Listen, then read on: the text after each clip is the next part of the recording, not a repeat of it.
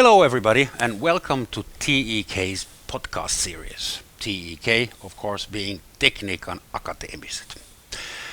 My name is Roman Schatzin. I'm a long-term immigrant, 35 years, and still going.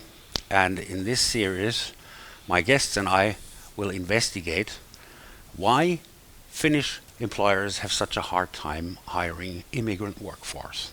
Or, to put it more nicely, why immigrant workforce and Finnish employers have such a hard time meeting each other. And today, my guests are Dr. Vlad Stirbu and Dr. Roberto Castagno.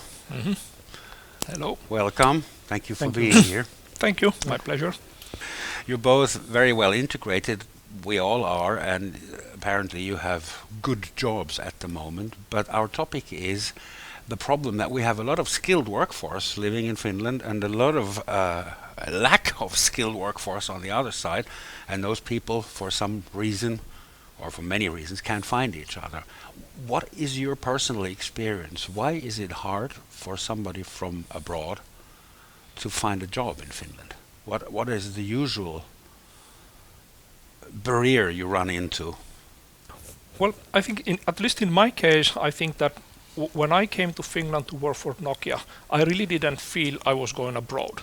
I think that the move at that time didn't feel like, okay, now I'm emigrating and I'm going to work abroad.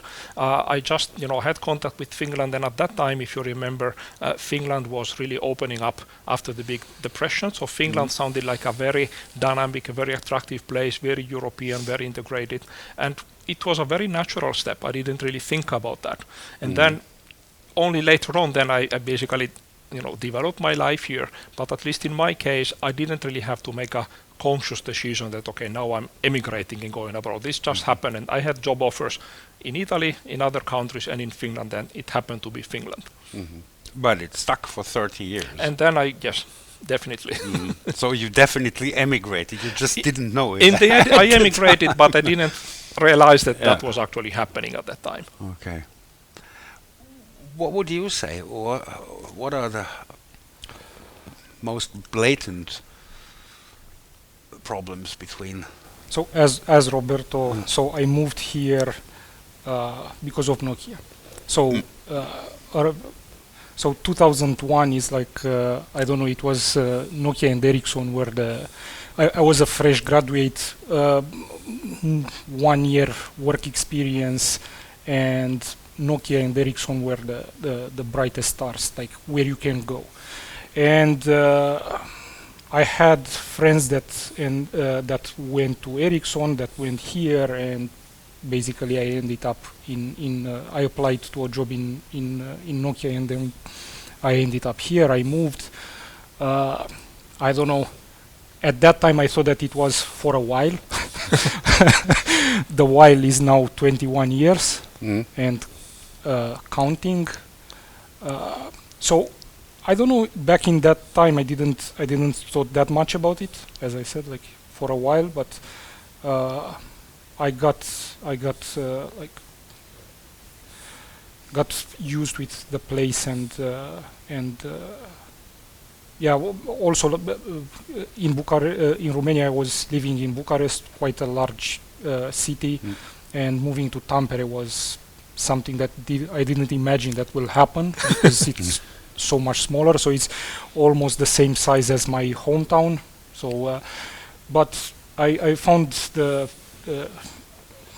way the society worked quite appealing. So it is in a way very easy, or it was very easy to blend in, and how to say, I was in a international environment quite a lot at that time in Nokia and in Tampere, so a lot of foreigners at the university at Nokia at that time.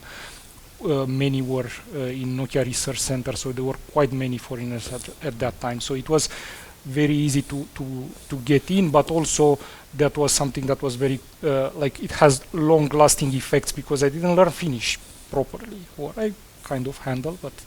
As we said, the first 20 years are always hard, but then you have to really start trying. But that says something nice about Finland, that both of you came because of a job, and stayed because of something else.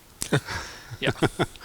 I think, I mean, of course, for me, one important element is that, of course, my wife is Finnish, and so we got married, and then soon after we got married, we had children, and so of course then the family was here, and we built a house. So we did the Finnish thing, and then, of course, that made things very somehow more natural, and in a way that has been very, I would say, like I said earlier, I really didn't notice that, and then suddenly your life is here, and maybe this is something also relevant for that. Maybe one message that I could could share with the audience is that very often when we meaning we Finns now in our society, we talk about the people who come here to work. We think of them as workers, and maybe the government thinks of them as taxpayers, but in reality they are people. They're not drones. And when people are here, they come here, they build their family, they grow their life. Finland is a remote place, so if you move here, it's not something where you can go home for the weekend. When you move here, you're here. And so for us, foreigners coming here, Finland is the place where you build your life. And I think that sometimes people, the Finnish society doesn't really get that. Finnish society believes that, well, people come here to work. And actually, not really. People come here to live. And sometimes I smile when people occasionally ask me, okay, do you often go home? And I say, well, about every evening. So, home is here. And of course, I see where it comes from. But, in a way, that gives an idea of that. Yeah. So, do you think that as an immigrant you can never really integrate? Will we always be the Italian guy, the German guy, the Romanian guy, or is that... Or will our children inherit our identities? Will they be foreigners as well? Well, I think that for us, we will always have this kind of dual, like, personas, or like you come back with your heritage in a way. Like, we have been influenced by our home countries, history there, how it works, and I think that to some extent we probably pass that to the next generation that we have. What kind of support could you imagine for somebody who lives in Finland, has a good education, as an engineer, for example, IT or architect or something? We have hundreds, thousands of people with an academic degree who can't find a decent job, who are cooking, driving, cleaning. Yeah. Well, I think at least one thing that maybe even TK could promote is really like the because there is a little bit of a vicious circle, because people don't when you're a foreigner and you apply for a job, they speak English to you, so you don't get this full immersion, and you don't really have to speak Finnish. And then at that point, if you don't have to speak Finnish, then you don't do it, and then you don't learn it. And then it's I can bring in my own experience as a consul, and when we often assist the kids that come to do the second year of Lukio, of high school in Finland, they speak zero Finnish, and after 8 months when they leave, they were better than me, and well, maybe they not depending on the field, but anyway, the point is that there is creating opportunity for people to really improve the language, and maybe, for example, promote more there are these national language tests and certificates that you can get, and setting that as a target for people. I think that, for example, could be a good example. So making people know that this exists, because then once you have that in your curriculum, it kind of calms down the companies. The companies see that, okay, this person has taken this, keskitaso level exam, so okay, then maybe it's okay, and that creates a more positive circle than people could get. So maybe that could be one way of helping this happen. You speak of job applying for a job, of those appliances. One idea is to have totally anonymous applications. Application, that's the word I was looking for, job applications. So you wouldn't see the age of the person applying for the job, you wouldn't know the gender, you wouldn't know the name, you wouldn't know religion. What do you think of that? I mean, that would be the ultimate achievement in gender equality or equality, but would that work? I think that so it might work in the first stages, so that you can so this pre-screening, or you don't drop the ones that probably don't fit the ideal or the expected. So you or they will end up having a chance to have like a human, like the human interaction during this recruitment process. So that would be quite beneficial. The because first round. Well, Anonymously, get to a first round, you know, like because I think that many are like facing the problem that they don't get to an interview at all. I think that there are valid concerns for the employers, because this is like is not easy to hire somebody. Like you invest some resources, is not an easy process, and you don't want to waste time on that.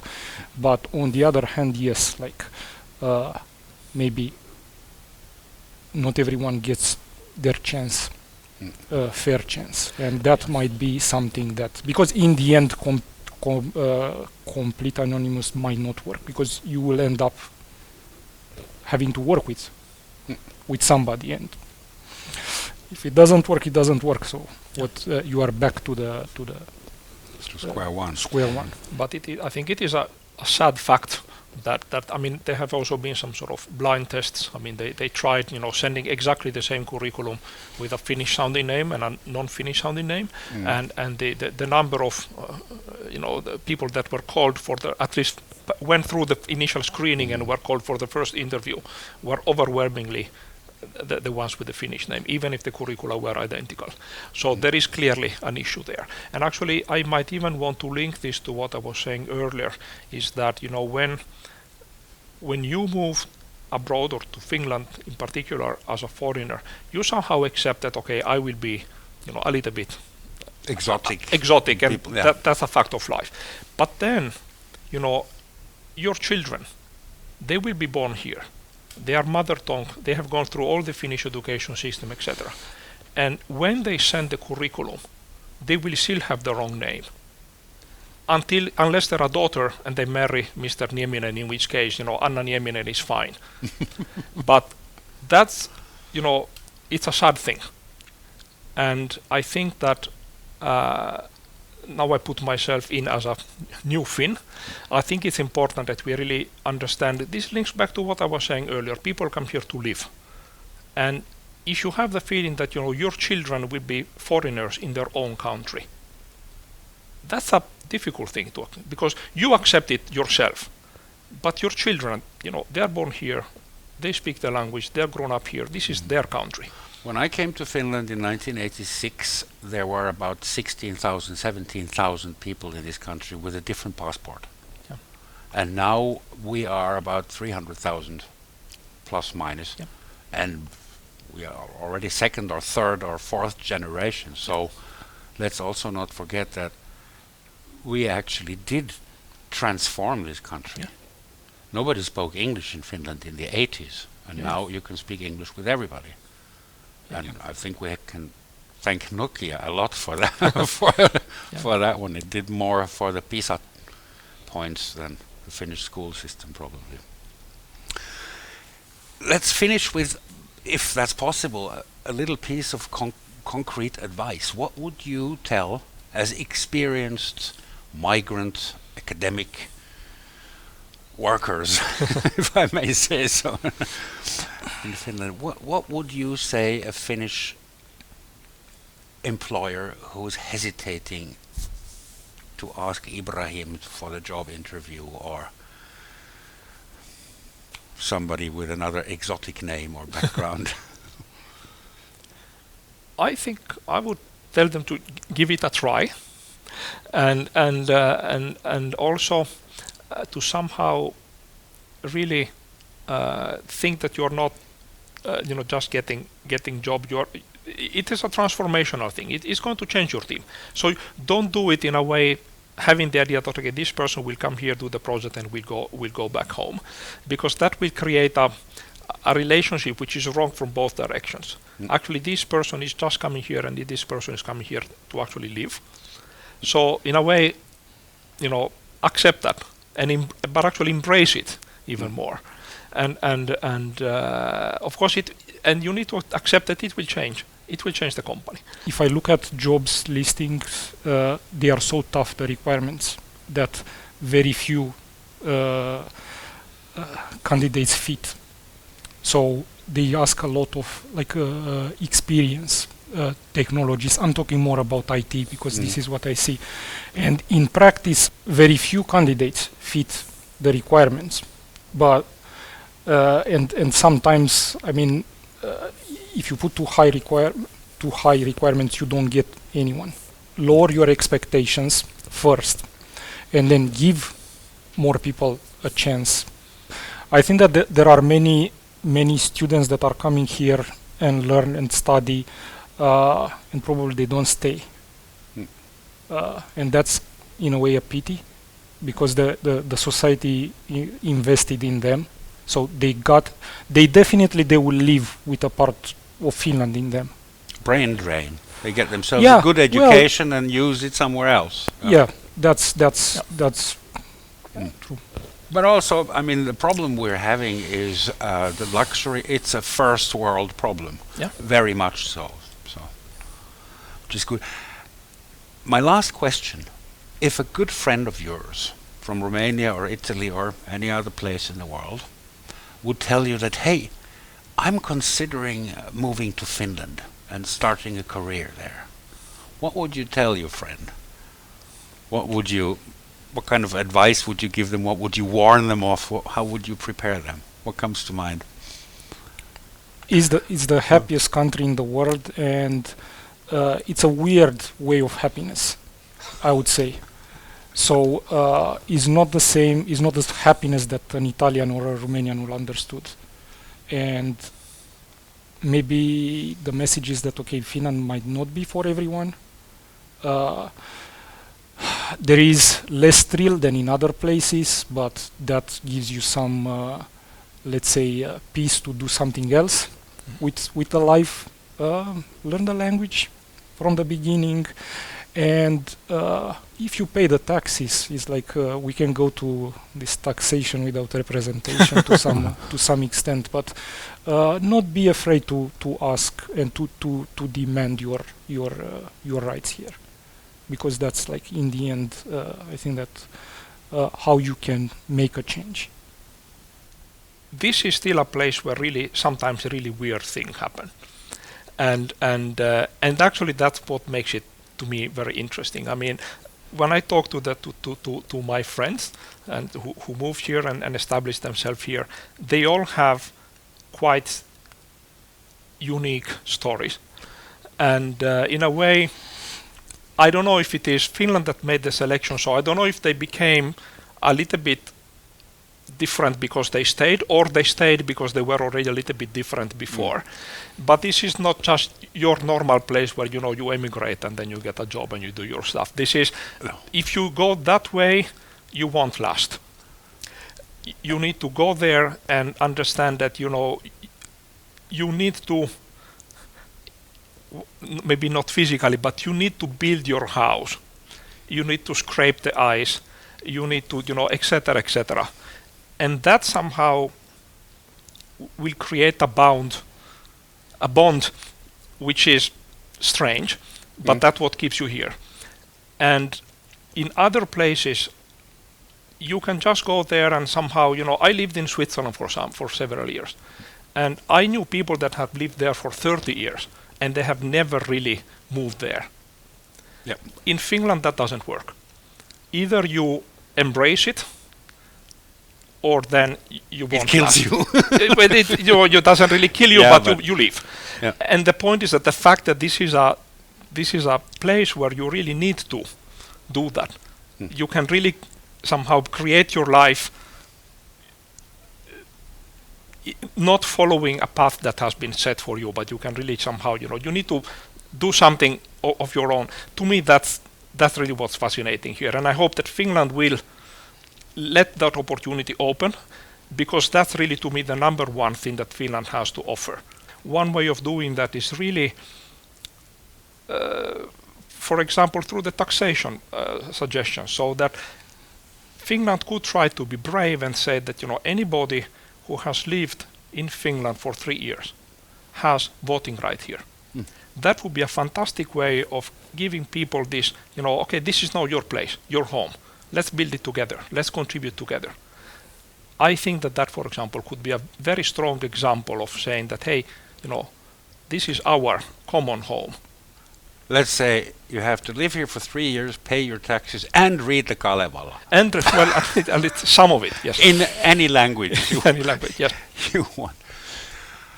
Vlad Stirbu, Roberto Castagno, Dottores, thank you very much. That was a very nice note in the end. Let's all remember, even the suomalainen, the Finns who were born in this country, that this is a place for pioneers.